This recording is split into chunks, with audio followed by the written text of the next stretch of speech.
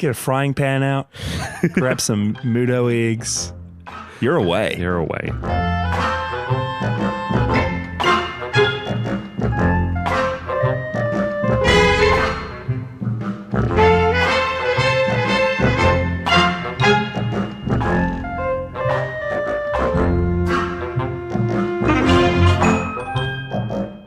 Hey everyone, welcome back to another episode of Podzilla. I'm Jasha. Hey, I'm Micah. And together, we watched through every single Godzilla movie, every single Godzilla television show, and then we just talk about it. We review it, we talk about why we liked it, what we didn't like. You're making us sound so boring. We embrace these movies, we shove them in your face, and we're glad that you're here with us. I thought that was a good intro. So eat up this content. You're pitching it like a business meeting. Hello, welcome. We're Podzilla. This is me and my brother. Together we make Podzilla. We'd love to, we envision this as a... We want to sell you some stocks. Welcome back to Podzilla, guys. Today, it's a lovely day on Monster Island. We just got a food delivery here to our little studio that GeForce have set us up with. I didn't think that Uber Eats would deliver to Monster Island, but you pulled through. Yeah, and we had a special request for this little delivery. We asked for a lot of cake, Micah, because we're going to be eating cake every night. Cake every night. Are you ready for this? Cake every night. It's what I've always dreamed. When's the end limit to this? Every night until... Well, Podzilla's here on Monster Island. There's going to be cake every night. My dreams have come true. We have some chocolate. We have some sponge cake. What's the best kind of cake? What would you say? Upside down cake. Seriously. That encompasses every cake. Serious. No, get out of here with your upside down cake. Seriously, I want to know, what's your favorite type of cake? Oh, it's either ice cream cake. That doesn't count because it's ice cream. I'll allow it. I love a good bunt, but banana is always good as well. Banana cake. Choc chips in there? Yes. Chocolate chip banana cake. Ooh. I can't go past cheesecake myself. Any type of cheesecake? Cheesecake is also insanely good. Yeah. But banoffee pie. Yeah. Those are like we're getting into pie territory. Is cheesecake even a cake? Is banoffee pie even a cake? No, it's a pie. We're talking strictly cake. What's your go-to answer? Carrot cake with cream cheese icing. Yes. Okay, yeah? I agree. Carrot cake is great. We're going to be having cake every night. We've got all that and more. Yeah, I can't wait. What have you been up to, Micah? You have apparently, you were telling me you were playing a lot of video games recently. Yes. If you don't know me, Jash was hassling me for this the other day. I'm a big puzzle game fan. You were roasting me because my Steam page is filled with what seems like shovelware puzzle games. I've been playing a few video games recently, and for the first time ever, I've nearly gotten all the Steam achievements for one video game, and I was feeling so good about myself. I'm like, man, I've gotten all the achievements for a game. And I look at Micah's profile. He's completely gotten every achievement for like 200, 300 games. Not true. That's not true. And I looked at your playtime for most of them, and it's like 20 minutes. I was like, what's going on here? No, I play a lot of like really out there Minesweeper variants. Like I love my puzzle games. We've both been playing Battleline recently. Last season of Battleline, they announced that they were allowing players to obtain some bronze, silver, and gold Godzilla skins for the main Heisei variant, which they've only done once before. So I was like, hey, this season, my goal is to get silver Godzilla skin. That's achievable. So to do that, you had to be the top 500 for that season in the world. Crazy. So New Year, Christmas Day, Christmas Eve, New Year's Day, I was grinding Battleline. I finally got there. I think I was like 454th or something. And I got the silver skin. Season turnover, new season has come in. And they announced that some more skins are going to be available. Oh. Like a Frost Ghidorah, a Valentine's Mothra. Whoa. They hadn't shown them off yet. They're silhouetted. But they said to get these three, you have to buy Godzilla Voxel Wars. And this is like the real cheap looking, like 8-bit styled puzzle game available on Steam. Voxel style. So what is Voxel? We saw the announcement trailer. We talked about it on here. We both weren't thrilled with it. We said we'd check it out. Voxel is the style where everything kind of looks like it's made up of Minecraft. Yeah. Blocks, Bricks like and real blocks. bricks and blocks. And I thought it was just going to be like a random mobile game. But I bought this game. I opened it up and I got addicted. If you've ever played, I don't know what, it's like a turn-based kind of RPG style game. There's one called Into the Breach, which is very fun, roguelike. This is a lot like that, but the best way, Jaysha, I can explain it to you. Okay. Have you ever been really into chess? No. Have you ever tried to get into chess? No. I play chess. I wouldn't call myself a guy that was really into chess. If you download the chess app, I was really into Go. Okay, that works as well. Japanese version of kind of chess? Yeah. On the Go website, because I know that there was a Go website, was there a place to do like Go puzzles where it's like in 1 or 2 moves, trap the player? Yeah, I get you. The chess app has that as well.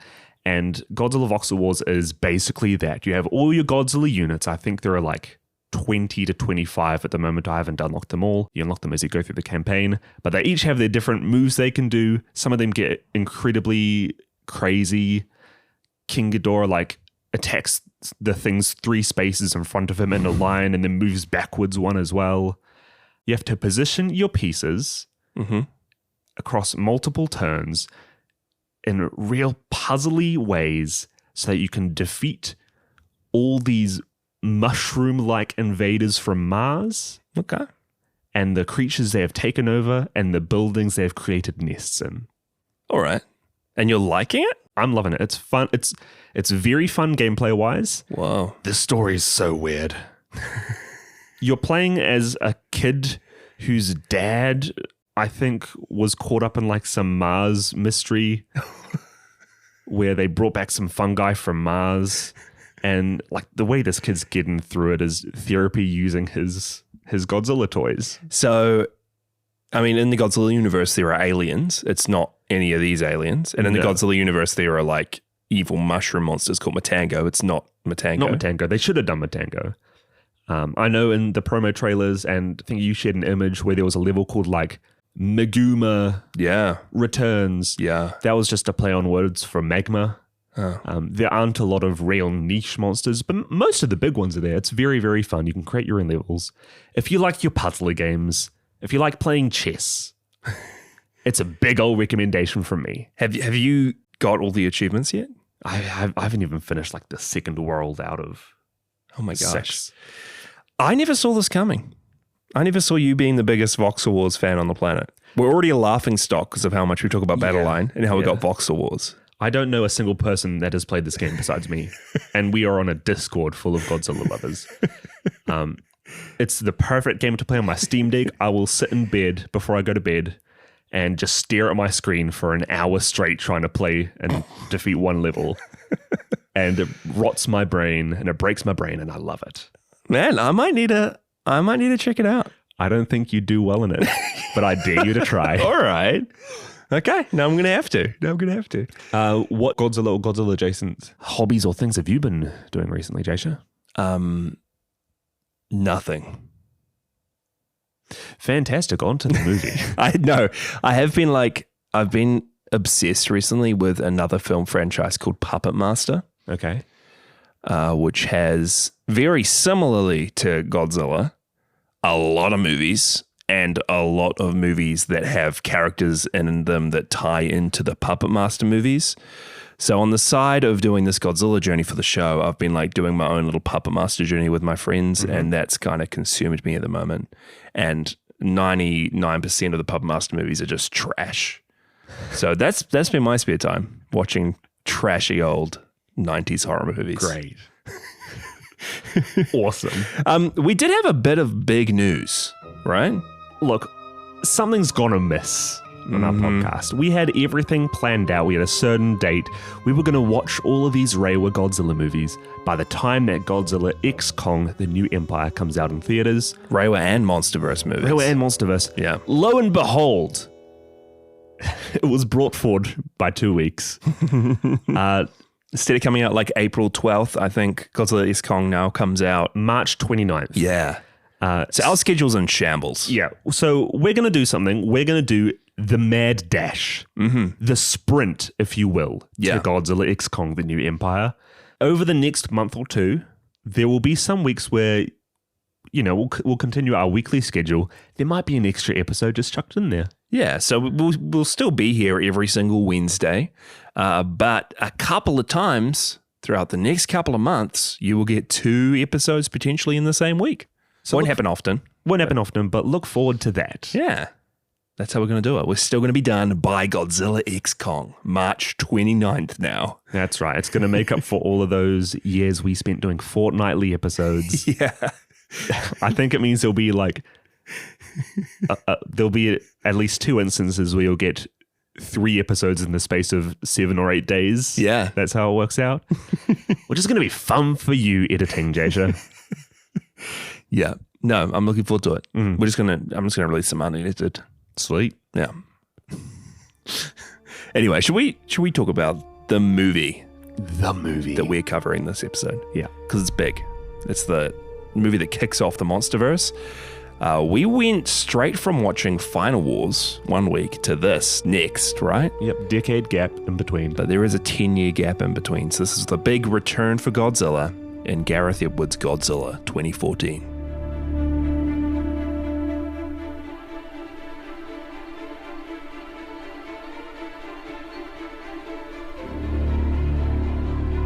In 1954, the US military, working alongside the secretive organization called Monarch, executes a covert hydrogen bomb test in Bikini Atoll, codenamed Castle Bravo, targeting the colossal creature Godzilla. 45 years later, in 1999, Monarch's Dr. Ishiro Serizawa investigates a mining disaster in the Philippines and discovers the skeleton of a huge creature, the remains of eggs, and evidence that something escaped into the sea. Soon afterwards in Japan, a seismic event takes place at a nuclear plant, leading to a cover-up blaming an earthquake. 15 years after that, explosive disposal officer Ford Brody, son of the nuclear plant supervisor Joe Brody, learns of his father's arrest for investigating the ruined site of the plant. Bailing him out and heading back to the plant together, they discover a hidden Monarch lab and a large chrysalis housing one of the same creatures from the Philippines. The creature, dubbed a Muto, suddenly hatches, sends the whole Monarch operation into chaos, and kills Ford's father Joe in the destruction. Afterwards, Monarch reveals their mission to Ford and explains Godzilla's ancient existence as an alpha predator on a highly radioactive Earth. Without much time to breathe, however, a second Muto emerges in Nevada and begins to rampage throughout the city. To thwart the monsters, humanity comes up with a plan to lure them with a nuclear warhead, a plan Serizawa vehemently opposes. Ford, with his EOD training, chooses to be a part of the team transporting the nukes. As everyone and everything converges on San Francisco, Godzilla joins the fight. A battle ensues, sacrifices are made, and who comes out the victor? The savior of the city, the king of the monsters, Godzilla.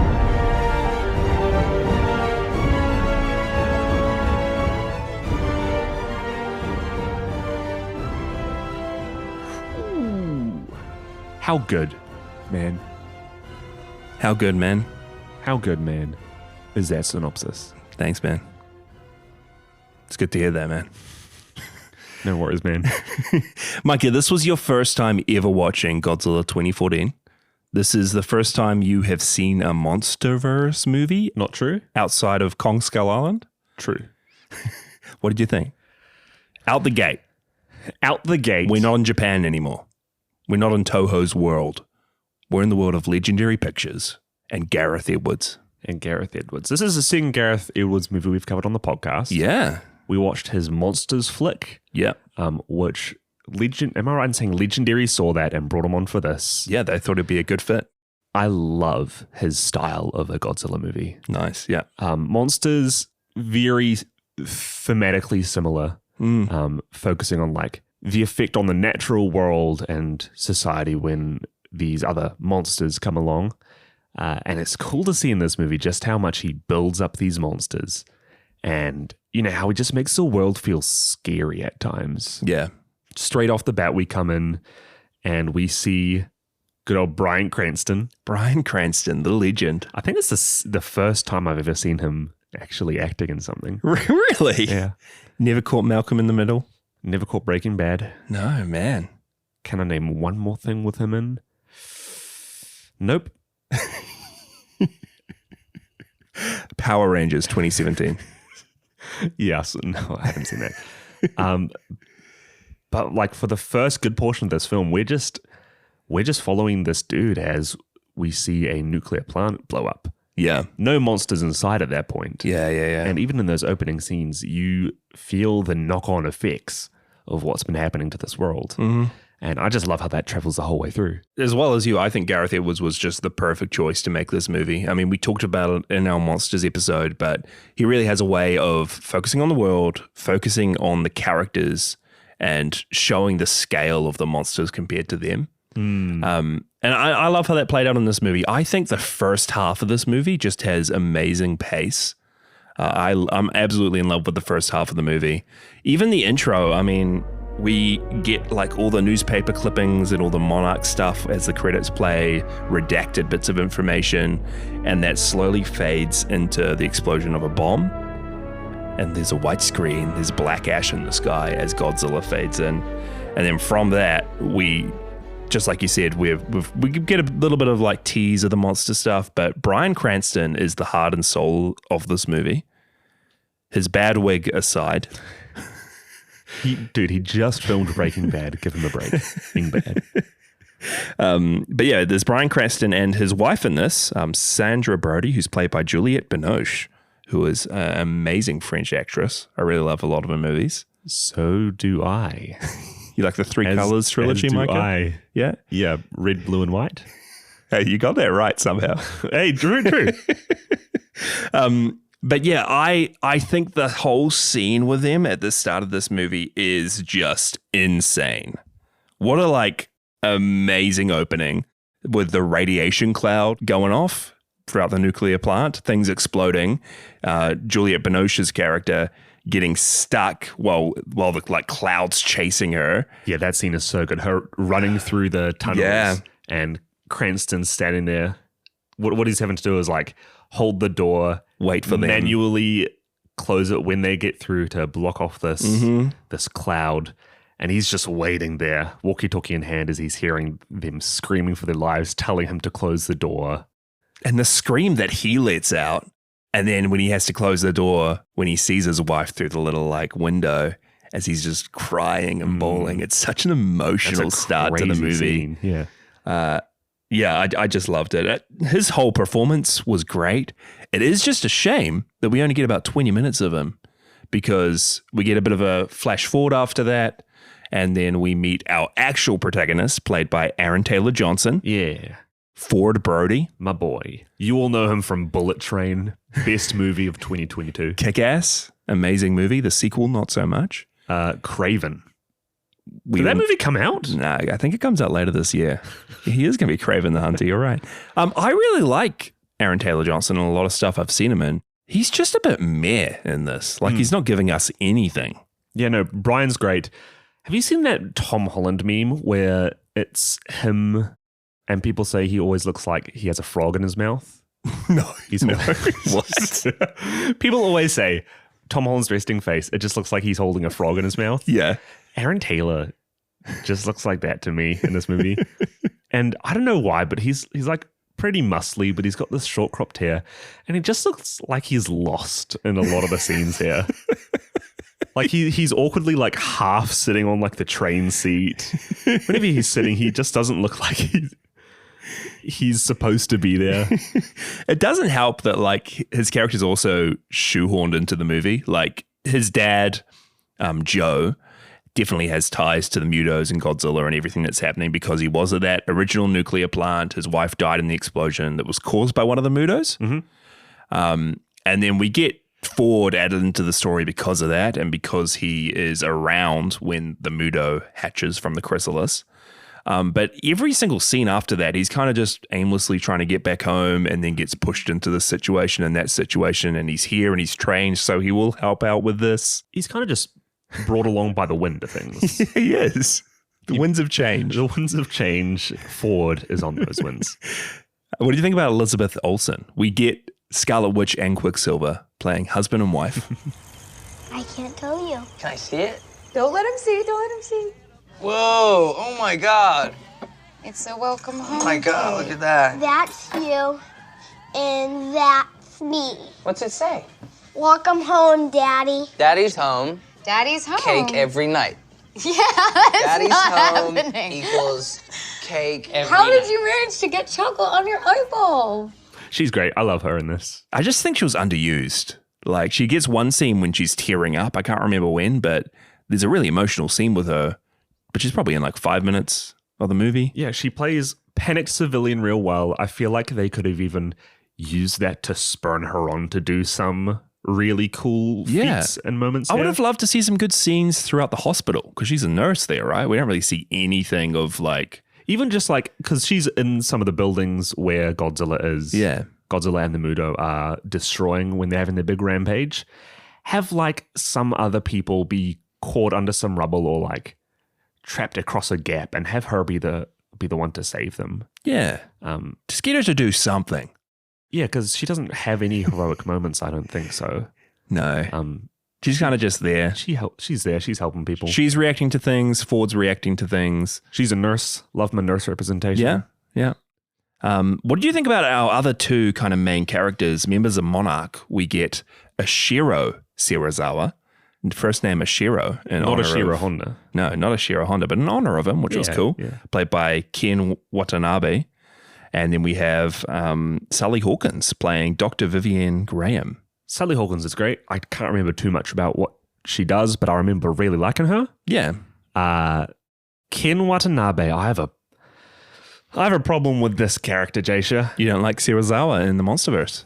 Well, tell me one thing that Serizawa did in the original Gojira movie. He's kind of a haunted man. He's created this invention, this power that tell me, he's a scientist. Tell me one thing he did.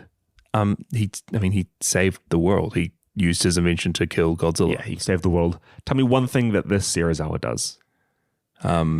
He knows a lot about Godzilla. He's knowledgeable. He knows about the Mutos. He is knowledgeable. I just feel like that knowledge wasn't really brought across to us in any meaningful way. It's nice to have some... He seemed like the exposition character. He was. I mean, he has a lot of good lines. This alpha predator of yours, Doctor, do you really think he has a chance? The arrogance of man is thinking nature is in our control, and not the other way around.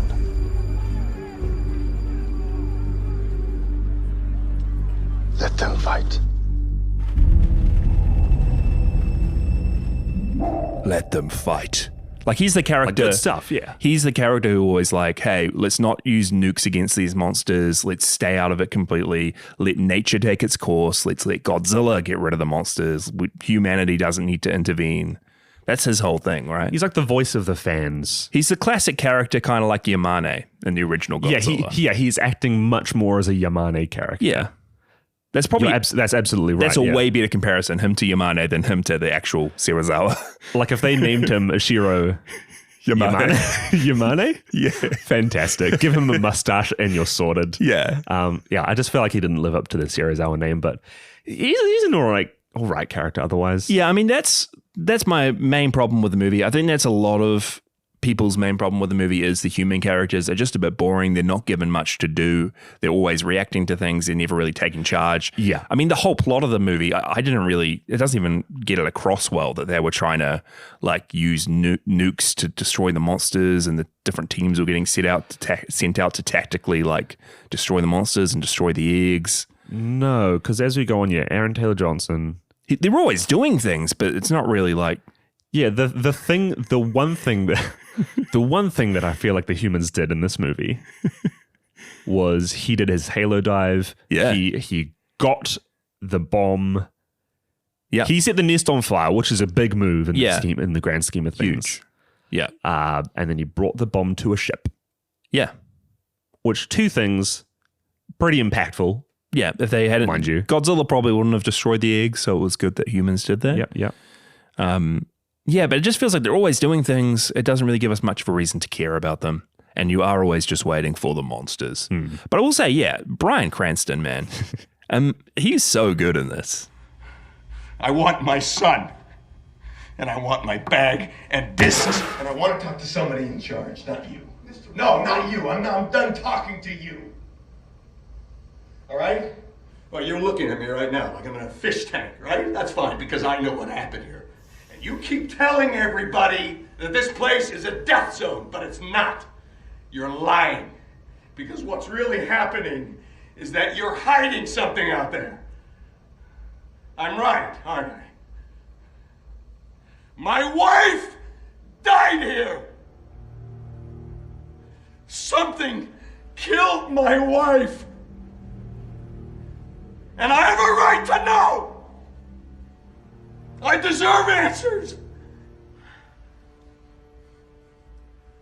Yeah, I love him. He's really good at this. I love my boy Cranston. I love that scene when he's like, Ford picks him up from being arrested from jail. They go back to Joe's place, Bryan Cranston's place, and like Ford's been like, hey, we need you at home, Dad. We need you with the family. And Bryan Cranston's just like, yeah, I'll come home with you guys. Let's head off in the morning.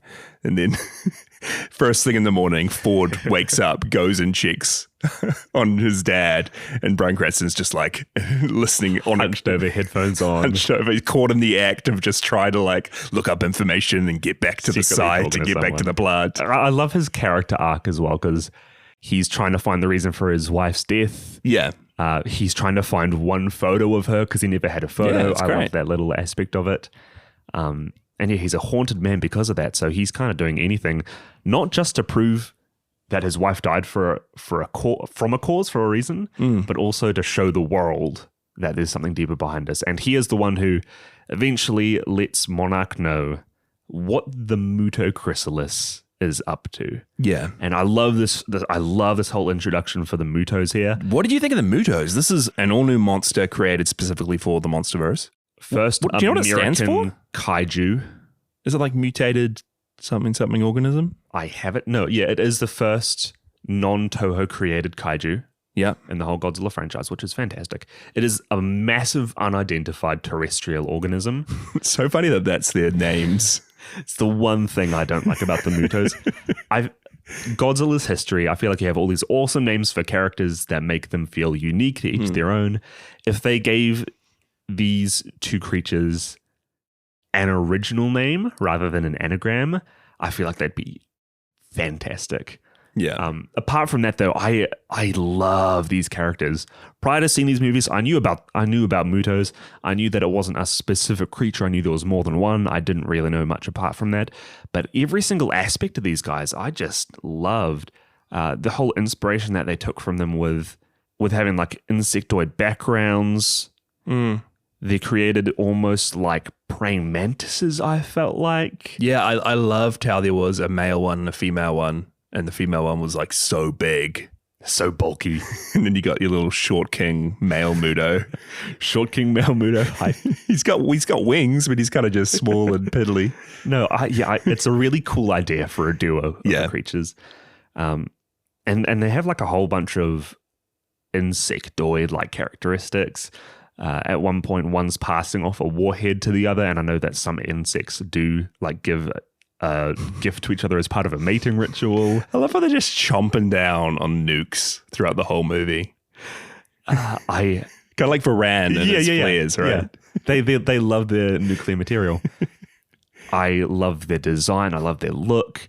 They look like Nagakuga from Monster Hunter with the red like LED strip eyes. Yeah, I love that about them. Absolute favorite thing though is the roar, the sound effects of the roar that they use for these guys. what they did to make these creatures' noises was they rubbed a balloon. Classic. They rubbed a rubber shoe along a drum skin. They use some bass strings. They use squeaky joints of an ironing board. And they use some donkey noises as well. But it all comes together just to make this really haunting cry. Screech almost, yeah. It's so good. What did you think about Mutos? Seen them for not the first time. Yeah, I don't know. I have always found them a little bit forgettable. And I don't know if it's just because they're another like big, like gray new creature. Like literally grey? Yeah, just like dull colored, almost dull looking. Yeah. I find that, I mean, we'll meet some more kaiju as the Monsterverse goes on. I find that's a problem for a lot of them is they're just forgettable and kind of lame. I did appreciate the Mutos a lot more this time around. I love the way that Gareth Edwards shoots this whole movie. A majority of, especially the back half, is just dark. A lot of black is used. Mm-hmm. And I absolutely love how the Mutos are used in those sequences as the pops of color. How it'll just be a dark like scene. I think there's a scene later on when Ford and another soldier are lying on train tracks trying to hide from the Mutos. Mm-hmm. And it's just the whole screen's dark, and then you see the orange and the red of the Mutos' eyes as they move past, and then you see the red of all the eggs on its stomach. I think that's when they really shine, is just during the scenes taking place at night during this movie. It's really ingenious. I love how a lot of the fight scenes are at night, and I love that the Mutos are the perfect monsters to be used in those scenes. Yeah, I know a lot of people really don't like how dark this movie is. I've seen like cool fan edits of them brightening up. I know. The later half of this movie. I think it's fine as is. I think it adds to the movie. It adds this real sense of terror and dread. Yeah, there's nothing like having a real dark scene, and like I love the scenes when you first see the Muto coming out after the chrysalis. Yeah, great scene. Where Gareth chooses to like focus on just like the front claw of one. Mm-hmm. He loves to do this thing in this movie where he just focuses on a single part of the monster and then slowly draws the camera towards the full picture of the creature itself. It does that so much, and even just like seeing Godzilla's tail in this, it hypes you up so much. It's just seeing a small portion, really dark. I know he took a lot of inspiration from the Jaws movie. In that, you've seen Jaws? You would have seen Jaws. Yeah, have you seen Jaws? I haven't seen Jaws, but of course you have. Where they don't, fact check me on this, they don't show the actual shark until like the very, very end of the movie. I can't quite remember. That makes sense. I'm going to say that it's a fact now. I mean, they try to do that with like Alien as well. A lot of the classic monster movies, less is more when it comes to the monsters a lot of the time. You don't get a full picture at all. And sometimes you don't even at the end. Yeah, well, I know that was another problem that a lot of people have had with the movie. And it's also something I really liked. But there's a real intense scene that'll start up between the Mutos and Godzilla. Then it will just cut away to the humans doing something. Or it will cut away to, instead of seeing the battle take place, you'll just see snippets of it on like a news segment on a screen in a casino or something. And it's something that's like directly, he does the exact same thing in Monsters. Yeah, he does. And I really like that because it just shows the difference in scale and size and how small humans are to these big things. They're almost on another level. Yeah. I just love the different perspectives. How he plays with the perspectives. I mean, there's a whole lot of first-person shots he does with Ford later on. Again, I thought those were just really creative. I love the way he makes his movies. Yeah, and I know Godzilla is at his tallest in this, 108.2 meters, tallest at the time. But seeing those scenes, like we don't see him until far into nearly the hour mark, I think. Yeah, we see snippets of his scoots going through the water. It looks great. When he comes onto land, we see shots of just his ginormous feet stomping on. You rarely see, until the big fight at the end, scenes where the actual focus is on Godzilla. Yeah. I know compared to like Showa Godzilla movies where you have the whole movie when Godzilla comes in is focused on Godzilla and the suit and who he's fighting. But in this, it's much more character focused. It does what I've heard the Gamera movies do, where you see a lot of the fighting from the people's perspective. Yeah. Which I really love. It definitely emphasizes the scale. And I think in Godzilla's case, when you do see him come in his full glory, Yeah. it's just such a momentous feeling, especially after a decade if you're watching this at you're the right. time. There's that scene when we see him, the specific shot when we see him like in that huge window. I don't know if it's an airport or... The airport? Yep. Yeah. Great shot. What did you think of the way Godzilla looks? He's a lot chunkier. He's a lot more, dare I say, elephant-like with his feet. He looks like a Komodo dragon. Yeah. Which was an inspiration for it. Small head. Small head. So I'm going to say two things here. I'm going to say that Okay. this movie has the best VFX of Godzilla, To date? obviously to date, if before this is Final Wars. Yeah. But I think even better than like -1 Whoa. in terms of VFX. Wow. Okay. And two, I just really love this. I really love their take The on design? him here. Hey. What they did in creating him was Gareth said that they wanted this iteration of Godzilla to be like, if you imagine back to the original Toho movies, if you saw Godzilla for the first time, you're part of Toho, you come back running and you're like, I just saw this ginormous dinosaur-like lizard creature. Let me draw him for you. And they come up with the Toho original design from that. Yeah. He wanted this to be what they first, like what that drawing was based off, what that first idea for Godzilla was based off. It's so funny. Like it kind of emphasize characteristics. Yeah. I really like him here. Not to mention all the cool parts of his physicality, his rocky scoots. I don't mind that he doesn't have like specific dorsal plates here. Yeah. His spikes are fantastic, but all the other stuff about him as well. I mean, his atomic breath scenes. More of like a beam almost in this than like a fiery it's blast. like whispery fire. Yeah, it's pretty Whispery cool. blue fire. What do you think, having seen more of the other like Monsterverse movies? How does this one compare in terms of characteristics? Man, I don't know. I'm probably in the minority. I think I definitely am in the minority. But this Godzilla design kind of bores me.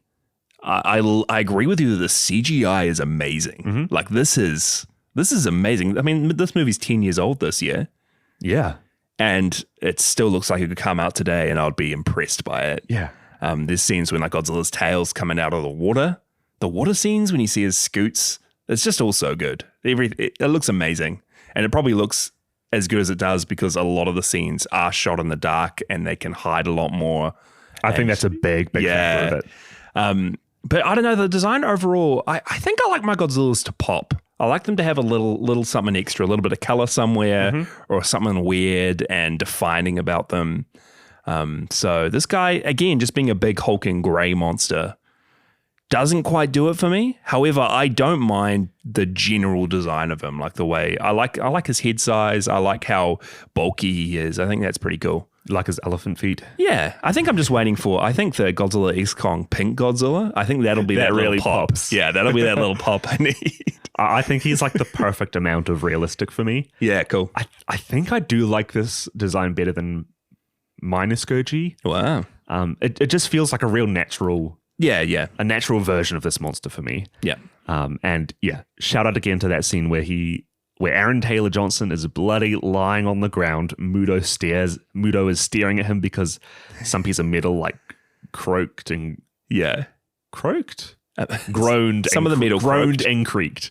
The croaked, yeah. Nearby him, croaked near him. And you see The guy who looks like he has a frog in his throat, croaked. yeah. Yeah. And it's a close-up of his face, and you just see his face almost like rimlit by this blue sheen. Yeah. And it cuts to just this blue glowing out of the darkness. You see just his tail glowing blue. Yeah. And The charge up. I love the sound design in this film. The charge up for this Godzilla. I mean, how do you even explain it?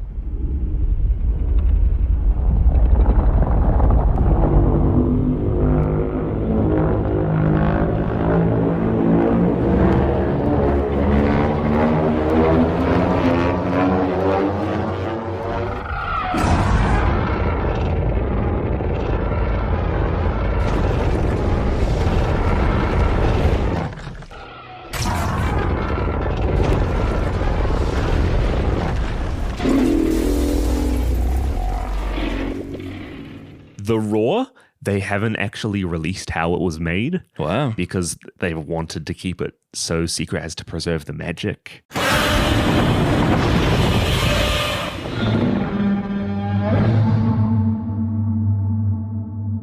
Yeah, but the atomic breath sound, it sounds like a jet engine. Yeah. But yet like natural at the same time. Like you believe that it could be coming out of Godzilla. I don't know. I didn't even know. I just love it. I remember being in the theaters, specifically during that charge up scene and a lot of the scenes when Godzilla roars. And it was such a cool experience. Anytime Godzilla roars, I mean, we felt the same way during -1 in theaters. Yeah. Great moments to be in a cinema for. Yeah. How about the scene when Godzilla rips open the female Muto's mouth and lets an atomic breath right down her throat, causing like the head to come off from the body? This is so good. Crazy imagery. I love it. My jaw was on the floor when I first saw this and when I just watched it for the show. Awesome scene. It's so good. The fact that he ends up like unintentionally beheading that Muto is so good. I also love how he takes out I think it's the male Muto. He just whacks his tail into him. Yeah. And then impales him on like metal and spikes and debris. And I just love it because especially with that tail action, the weight that they give to Godzilla in this movie is above every other thing I think we've seen so far. And the fact that he can just hit something with his tail and you feel that impact. Yeah. Every step you feel the destruction and the weight of this Godzilla. I love it. Yeah. Another cool scene that I had here, the Halo jump scene. I mean, we've referenced it a bit. Oh before. my gosh. Yeah. But when Ford and the soldiers are up in the air, the like music starts. I don't even know if it's music, more like vocal. Requiem. It's from a famous movie. I want to say. Is it? Let me fact check this. I think it's from A Space Odyssey. No way. Yeah, 2001: A Space Odyssey. Really?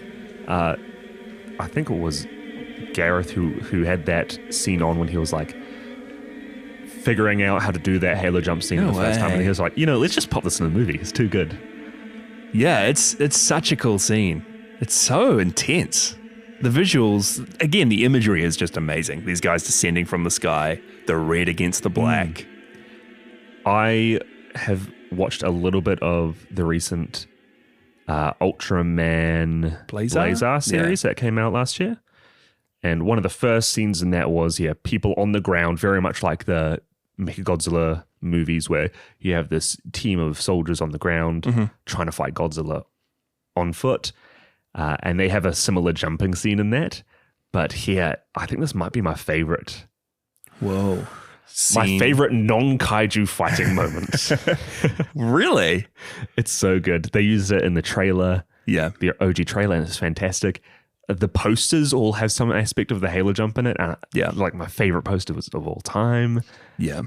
It's such a good little idea for a Godzilla movie. And that's the thing. I think that's where this movie thrives and shines, is the imagery in those scenes, the real unique, really interesting scenes like the Halo jump, like the fights between Godzilla and the Mutos, like the quiet moments when things seem to be slow and quieting down and then something all of a sudden happens. The actual flow of the movie and the way that Gareth Edwards directs these scenes, amazing. It's just such a shame that human stuff is the big letdown. Yeah. And it's realistic, I guess, because you're just following people trying to cope with a disaster. But it just slows almost to a halt. Yeah. And it's not like Gareth Edwards' Monsters movie when I was really into the humans in that and their dynamic. Because what was the thing about that? It's almost like that focused on how slow it was. Yeah. Their journey of making their way through this land plagued with monsters. Yeah. And emphasizing the quiet moments and the conversations and the feelings that arise because of that. Yeah, and we don't really get any of the quiet moments or conversations in this. I mean, we get Ford having to look after a little kid that's stuck with him on the train. He gives him a little action figure. What does he say to him? Nothing. Hey, here, you wanted this action figure. Let's sit in awkward silence while you play with that and wait for your parents. Hey, wait for 10 seconds and the lights will come back on. Absolute nothing of a character.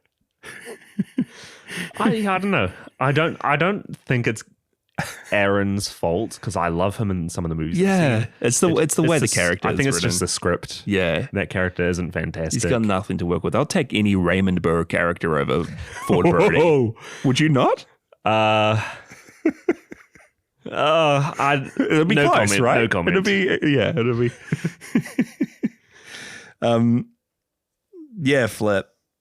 I've just got so many scenes written down. How about when Elizabeth Olsen's character sees the dude parachuting through the mist, and then all of a sudden, like the jet hits a building behind her. That's such a cool moment. Again, when we cut to like Ford's kid watching the TV and seeing the Godzilla fight happening there, and then we cut to the casino and they're watching the fight happen, and then the Muto actually comes through the ceiling. Yeah, there's a lot of those cool like moments where it shifts from those human characters' perspective, and then suddenly it's almost like a cut, but a real natural cut to the monsters coming in. Something that was interesting about this movie was they departed from the original take on Godzilla when he was like a dinosaur, a creature that was affected and created by the nuclear bomb tests.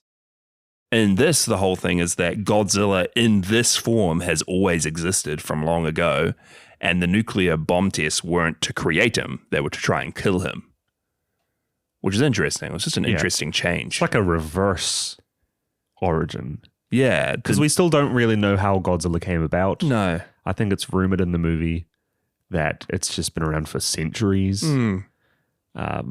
What did you think of that take on it? I don't know. It's because I don't know if this movie had a message. I mean, we've got Serizawa talking about nature and letting nature take its course, and you kind of like humans just need to stay out of it.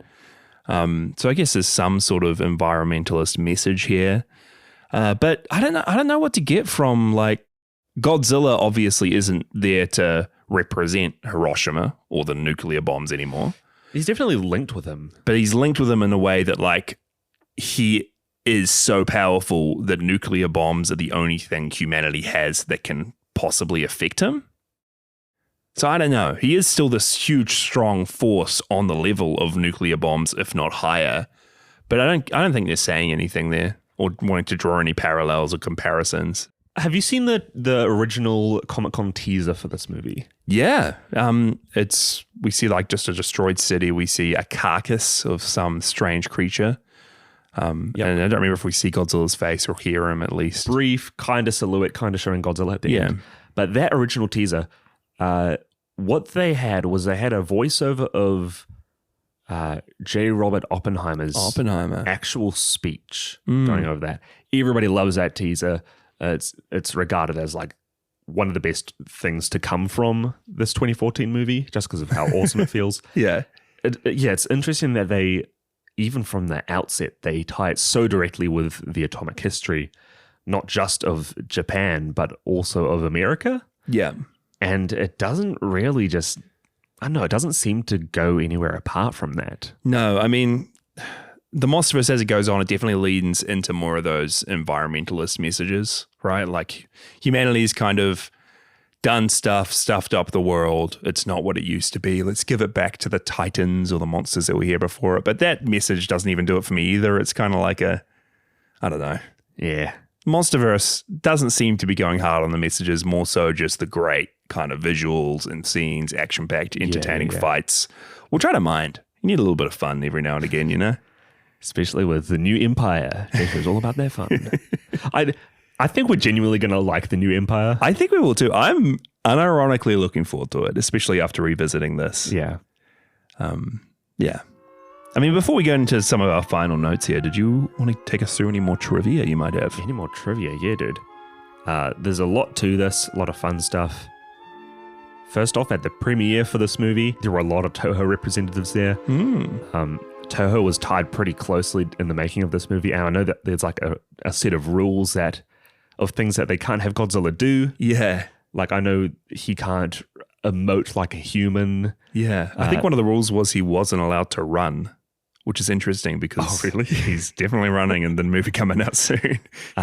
He can't bite anybody like in half. I know he sometimes. Yeah, I know he sometimes bites humans and like chucks them off, but he can't like bite anyone. It's interesting he's done that in -1 since then, I think.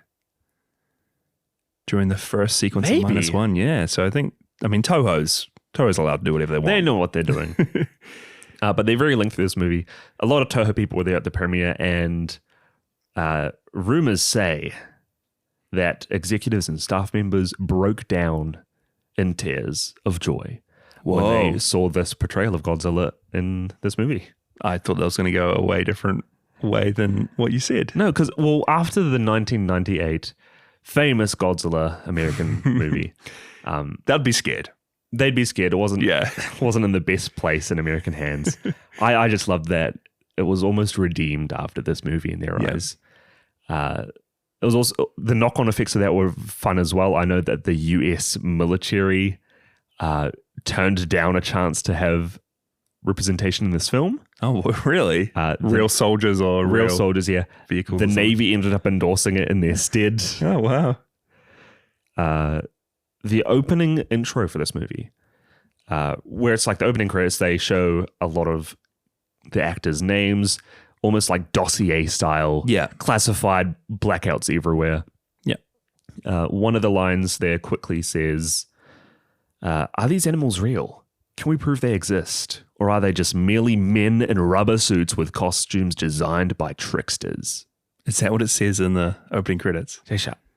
Are they men in rubber suits? Hey, who knows? Can you tell me? That's so funny. I need to know. They used a huge model, 400-foot model of the Golden Gate Bridge for the big scene. Well, in this. that's another scene we didn't even really mention. No, I love that scene. How about that bus driver lined up everywhere? Yeah, going at it. They had a huge set. I think they used the same one in one of the Planet of the Apes movies. Oh, yeah. Rise of the Planet of the Apes has a big scene on that same bridge. They were done in the same lot, to the point that one of the cinematographers of this movie accidentally showed up to the wrong movie shooting around the time of this. Randomly showed up with one of his little light sticks that they used to check the color grading. There's no way. On the Planet of the Apes movie. And he said it was just like a crazy dream sequence for him, because he was going around a very, very similar set, knowing absolutely none of the faces. That is so funny. Wow. Probably the last one I'll say. We know that with -1 that they did some crazy stuff trying to design Godzilla's roar, to the point where they ended up putting on like a huge cinema speaker system. Yeah. And blasting it out. They did a similar thing with this movie. So sound designers Eric Adel and Ethan Van Der Ren were tasked with trying to come up with the new sound for him, with the new Godzilla roar, the new Godzilla screonk. And over the 3-year period, they were still picking away at it, trying to come up with something that paid its respects really well and sounded awesome. Yeah. They tried different things like, one of the notable things was they had a pine tar-coated leather glove using on a double bass, trying to match the initial metallic streak and the following wail like the original Godzilla. Yeah, that's right. They ended up, after figuring out the sound that they wanted to use, they ran it through a speaker system on the Warner Bros. Lot that the Rolling Stones used. 100,000 watt to a speaker array. Yeah.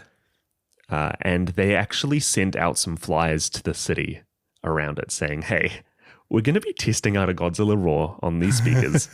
So just watch out.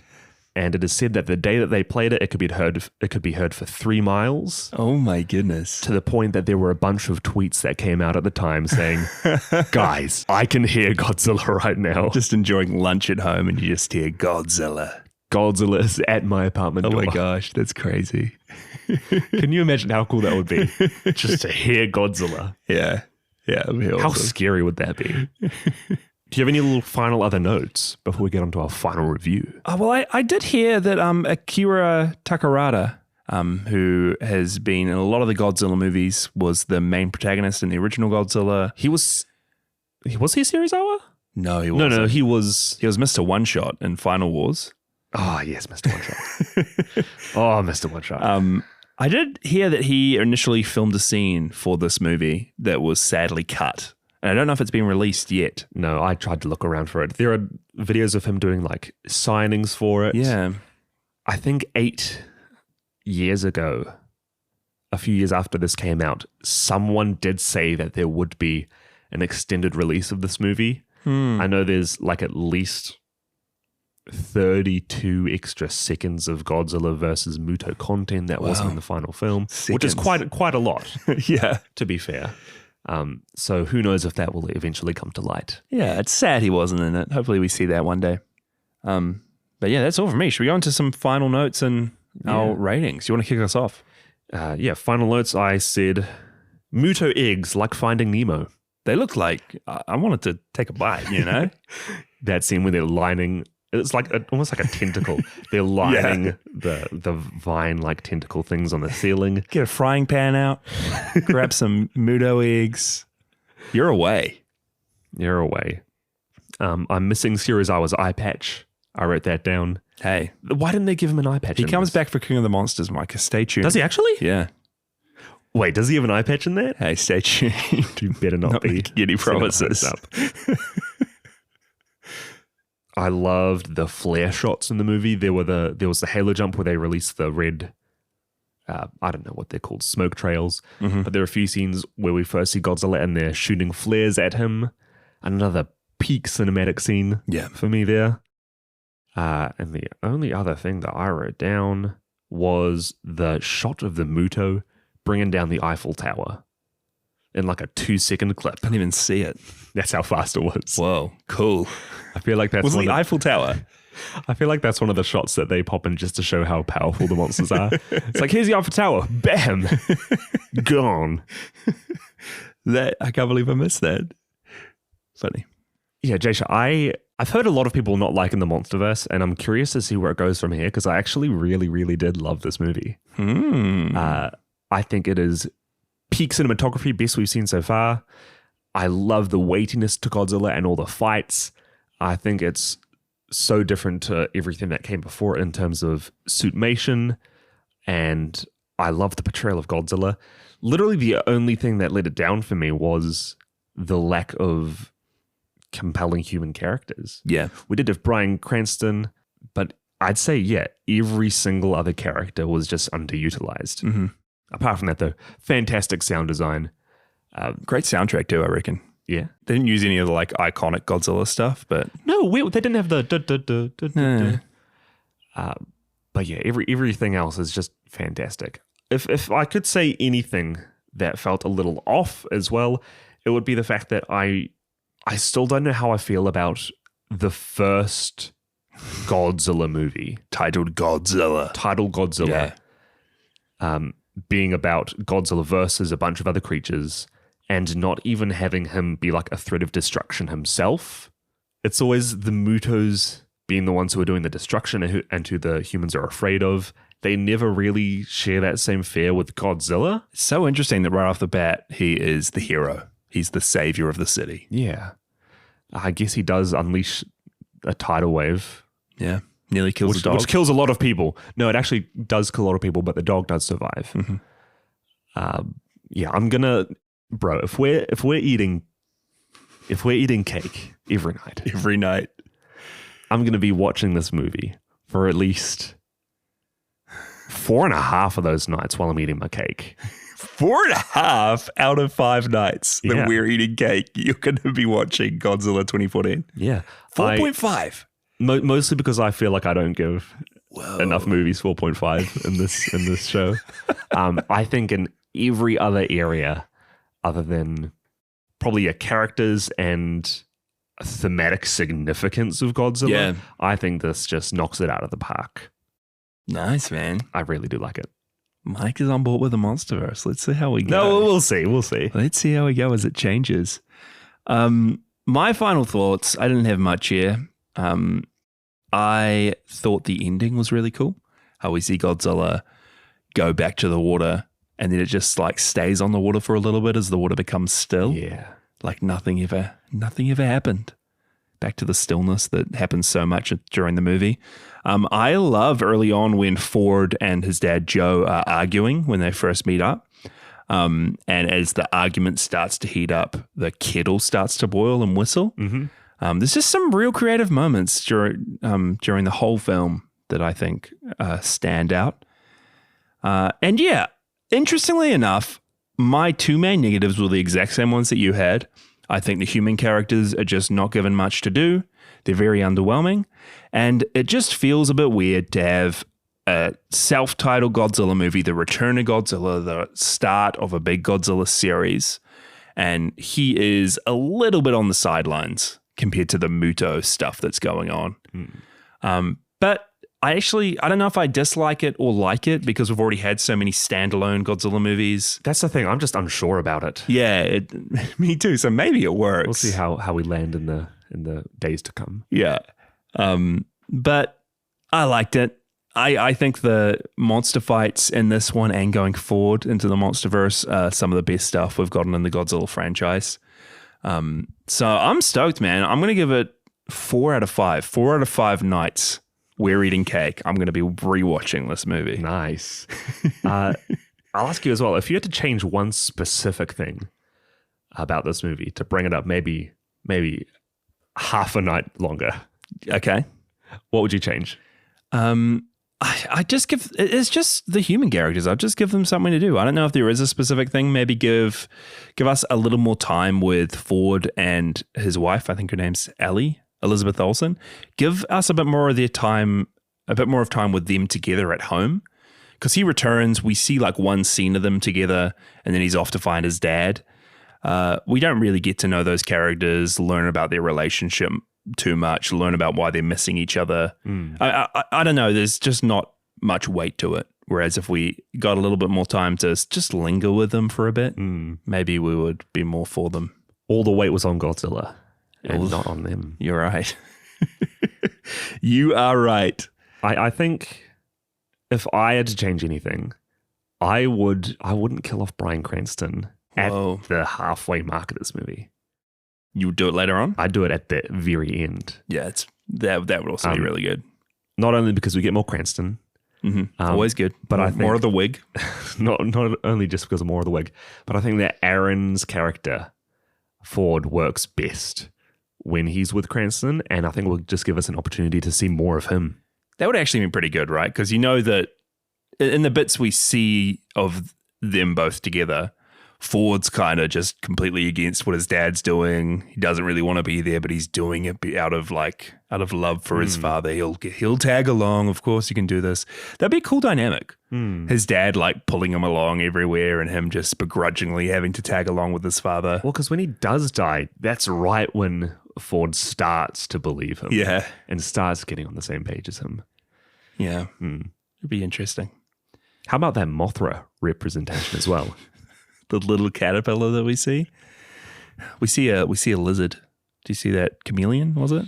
I don't think I did. That was obvious reference to we haven't even had any chameleon kaiju. The chameleon kaiju we've seen before, right? Not a bad idea though. Right?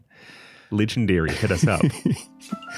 We have a lot of reviews here from our listeners. Ooh. Thanks for writing in, guys. You can email us, podzillapod@gmail.com, or write a review on Letterboxd and just tag us, Podzilla or PodzillaPod. Really appreciate hearing from you guys. First one we have here is from good friend of the show, Ron. Hey, Ron. From the Real Latinos podcast. Ron says, whenever Godzilla is on screen, it's mesmerizing, but I find the rest of it pretty slow. Bryan Cranston was the big get in the cast, and he's great, but severely underused. I know we don't come to these things for the human stuff, but as much as I love Elizabeth Olsen and Aaron Taylor Johnson, the flick grinds to a halt whenever the big lizard is in the focus of the story. I'm also not really a fan of the Mutos, which probably has a lot to do with my dissatisfaction with this one. I think it's really cool to look at, but I don't get as excited as I want to while watching it. And he gives it a 3 out of 5. 3 out of 5? 3 out of 5 from Ron. What's the general consensus on the Mutos? Do you know? I don't know. I've heard that a lot of people really like them. Again, I don't know what I feel about them. I think they're cool, but the name's just a bit lame. Their look's just a bit lame. Yeah, I don't know. Let us know. Let us know. We also have a message from Tino. In 2014, I really didn't think that an American-produced Godzilla would be any good, and I'm glad I was wrong. Gareth Edwards was perfect for the first installment of the Monsterverse. He understood and knew what we wanted to see, and fed us breadcrumbs until we got to the meal. The story was interesting, although it may have lagged at times. The Mutos were fun adversaries for Big G, and I love Ken Watanabe as Dr. Ishiro Serizawa. 4 out of 5 glowing Muto eggs. Glowing Muto eggs. Man, that reveal of all the eggs on her belly. Whew, that's like a critical hit spot if I've ever seen one. Yeah, it is. I think her nickname's Femuto. Have you heard that? I have heard that. The Femuto. Interesting. Maybe the lamest name of any kaiju of all time, but interesting. Honestly, Femuto is a better name for these creatures than Muto. We have another message here from another good friend, Joseph, or Joe Jazzy in the Discord. And Joe says, the first half of this movie is incredible, and the second half ends up being mostly okay for me. Brian acting his damn heart out in this film. When the movie gets quiet and the score goes gentle, that's peak. Had a 10 out of 10 time watching this with the lovely Podzilla crew. Amazing experience and enhanced this film a lot for me. 3.5 out of 5. Yeah, I agree with you, Joe. The second half doesn't go as hard as that first half, but the finale is really good.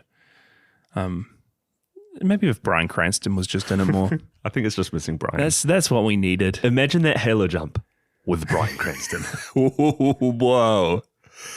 Do you think Wig free falling through the air? Do you think Bryan Cranston's the new Captain Gordon? Hey, both of them together? That's the movie we need. We also have another message from Kensuke Nakamura. I was out of my mind with excitement for Godzilla 2014. The trailers made it look like it was going to be Godzilla, being a terrifying, unstoppable force of nature. It seemed like it was going to be a really dark and dire take, which I was so ready for.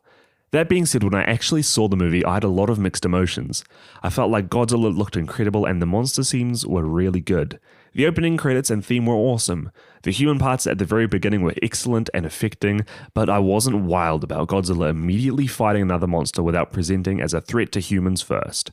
And though the Muto grew on me as a good combination of elements of other classic monsters, I wasn't happy with them the first time.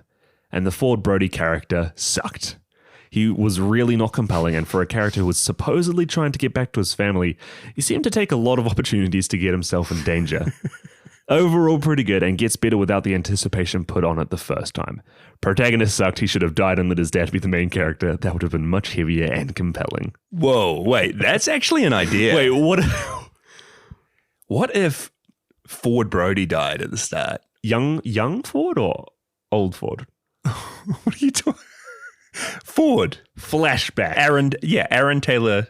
Bryan Cranston's wife dies. No. Ford dies for some other reason. We get the start. Joe loses his wife, right? Hmm. And then when Joe and Ford reconnect and go back to the site, when the Muto comes out, causes destruction, Ford dies as well. And then you're left with Bryan Cranston's Joe, who's lost everything, but he's still got his little grandkid that he wants to get back to safely. They needed Aaron for the Halo jump, but I think he could have done it just as good. Brian? Yeah. We got another review here from Repod Reptiles. Repod says, having grown up in the decade-long drought, thinking I'd never see a new Godzilla film, let alone one in the theater, this film was a total shock to my system and life. People around me started talking about Godzilla in the halls of my school. Teachers mentioned checking it out when they could. And friends, thinking I wasn't in the know, told me about the new film. That must have been such a good feeling. Yeah, that would have been amazing. What this film did for me is more than any other Godzilla film in both the past and the modern era, and I can't help but love it for that. That is why I give this film a 5 out of 5. Yeah, However, this is my personal subjective ranking of the film, and objectively, I'd give it a 2.5 or a 3 out of 5. While I am glad at what this film brought me, I cannot unsee some of the mistakes it made. As always, gents, take care. I love that for you, Repod. You know, I'm a firm believer in if you like something, just rate it high, you know? Give this a 5 out of 5. Who cares? Go with the vibes only. I think there is a place to separate, to give objective and subjective rankings. Yeah. But subjective takes priority every single time. Absolutely. I love that this did so much for you. It's real cool. And last message we have here is from G. Kira. The sense of scale is nice, awe-inspiring yet functional. Godzilla is big and powerful, but not overpowered, which is a problem Toho currently has. I think in the end, the film is a mere diamond in the rough. You can see that there's evidence of greatness that the filmmakers were trying to pull off, but they couldn't quite do it. But I know there's a lot of people who prefer this new CGI spectacle style and vociferously defend it. I don't know what that word means, but... He was hoping to catch us out on it, but you said it very well, Mike. Good job. I think he put that in there so that you trip up on it. Did you give this to me just for that reason? Knowing Greg, who knows? It brought a lot of new fans to the series, and that's good. Although it did create the faction which thinks only the Monsterverse is good and anything Toho is terrible. But that's an argument for another time. I give Godzilla 2014 2.5 Bryan Cranstons out of 5. While the Monsterverse does get better and brighter, we need to divert to Tokyo for a continuous series of meetings. Oh, that leads very well into what we're covering next week. But that's real interesting. First off, I've heard a lot of like the group of Godzilla fans that just love Toho's stuff and hates the Monsterverse. I've never heard of the Monsterverse fans that hate all the Japanese stuff. That's the crowd. Yeah, I've heard the same things. I think that is just because most people haven't seen the Japanese. Yeah. No, sorry, I won't say that most people haven't seen. The Western crowd is more likely to nowadays have seen the Monsterverse movies. Yeah. I'm also very curious to hear that the Monsterverse does get better, though, because I've heard that the Monsterverse has tended to get worse in some people's opinions. Yeah, I'm very intrigued. Yeah. Anyway, next week we're going to be covering Shin Godzilla. Whoa. Japan's big return to Godzilla, only 2 years after this movie that we covered today. And the little synopsis for Shin Godzilla goes, a god incarnate, a city doomed. When a massive guild monster emerges from the deep and tears through the city, the government scrambles to save its citizens. A ragtag team of volunteers cuts through a web of red tape to uncover the monster's weakness and its mysterious ties to a foreign superpower. But time is not on their side. The greatest catastrophe to ever befall the world is about to evolve right before their very eyes. I can't wait to revisit this movie. I have only ever seen it once. Both of us saw it in theaters. I can't remember anything about it. No, so it's going to be really, really cool to revisit it next week. And also, we'll be back with that next week. We're hoping to get out another bonus episode exclusively for our Patreon supporters very soon as well. We're going to be trying to do something a little different on the Patreon and do bonus episodes on a lot of the extra Godzilla media. So comics, books, maybe even video games. Yeah, specifically tie-in content. Yeah. Godzilla Awakening was a prequel comic. An official prequel comic to this Godzilla 2014. So we're going to try and read Godzilla Awakening and do an exclusive ep just for supporters about it. And maybe have a little book club as well. Yeah. If you join our Patreon, you'll get a little private Discord channel where you can join and we can chat about the book. Yeah, we can read along. We can read through the Godzilla books together. You can share your thoughts. And yeah, you can get those exclusive episodes. So it's only a couple dollars a week to subscribe to the Podzilla Discord. We really appreciate your support. Yeah, and as always, jump into our Discord. Links in the show notes. Yeah, if you wanted to suggest and recommend any other pieces of tie-in content, whether that be video games, books, comics, even just general kaiju-related novels. Action figures? If you wanted us to do action figure reviews, we would do it. We need to get our hands on that Suko and Doug double pack action figure set. Have you seen that? We're going to make our own stop-motion content. Fantastic stuff. Yeah. Anyways, I think that's us. It is exciting. I'm very excited to get into this new era of Godzilla. This is a really strong place to start off. What do you think of the creator, real quick? Gareth Edwards' other new movie that just came out. You liked it, eh? I liked that. I saw it with my dad. Yeah. And it was... Not my dad, your dad. I saw it with my dad. We both really enjoyed it. I know it's not a lot of people's cup of tea, but I want to see... Has Gareth done anything else? I'm not too sure. He did Rogue One. He did Star Wars Rogue One. I feel like everything he's in, he just knocks it out of the park with the visual effects. Yeah, it's the visuals, eh? His direction specifically. Yeah. It always feels like there's a little something lacking from the story or the focus, but the way that guy directs, great every time. Also, shout out for the next episode. Star of the show for Shin Godzilla is Hiroki Hasegawa. And I want to give a quick plug for our Christmas episode for 2023, Love and Peace, where he is also the main character. Yeah. A lot of fun, musical kaiju Christmas movie. Yeah. Who would have thunk it? Who would have thunk it? So before next episode, what are we saying? Play Godzilla Voxel Wars. Play Voxel Wars. Watch Shin Godzilla. Watch Love and Peace. Watch Love and for Peace. preparation. Read Godzilla Awakening. Join the Patreon. Eat a whole lot of cake. Eat a every whole lot of single cake. night. Every single night. Until Godzilla the New Empire comes out. Yeah. We're going to be eating cake every night. Every single night. Until the new empire. Thanks for listening to Podzilla. Join our Discord server, tag us on Letterboxd, and follow us on socials at Podzilla Pod. Links are all in our show notes. You can also support us on Patreon at patreon.com/Podzilla and get access to extended cuts of every episode and the occasional bonus ep. Huge thank you to Cassie Celine for our seasonal podcast art, and just a disclaimer that all music and additional audio used in this episode belong entirely to the Toho Company.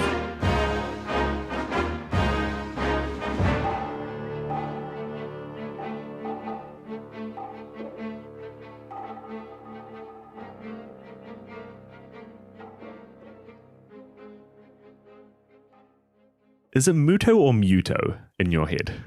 Muto. You've been saying both the two of them. Have I? And Muto What is it? is so similar to a Pokemon name, Jasha. Mewtwo is. Muto. Oh. Mewtwo, yeah. What is it? Is it Muto or Muto? I don't know. I think it's Muto. You'd say mutant though, right? It's not Mutated? supposed to be like mutant. What's the first word in the abbreviation? Massive. Ah. Go on. If you say it again, I'm not going to heckle you for it. Muto. Okay. Continue. How about the scene? When Godzilla rips open the female Muto's mouth? You're noticing it now, aren't you? I can't say any words right anymore. Okay.